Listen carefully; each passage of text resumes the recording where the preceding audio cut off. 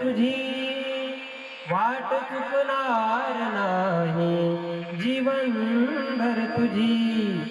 एक तू मित्र कर मना सारखा